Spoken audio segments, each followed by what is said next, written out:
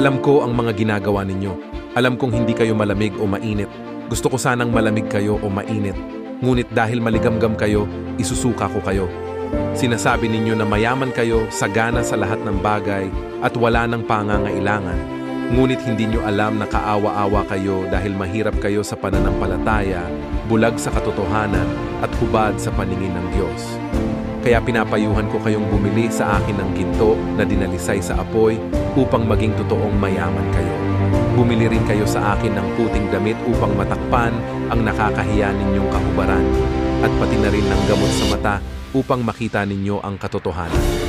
Ang lahat ng minamahal ko ay tinutuwid ko at dinidisiplina. Kaya magsisi kayo at ituwid ang ugali ninyo. Narito ako sa labas ng pintuan ninyo at kumakatok. Kung may makarinig sa akin at buksan ang pinto, papasok ako at magsasalo kami sa pagkain.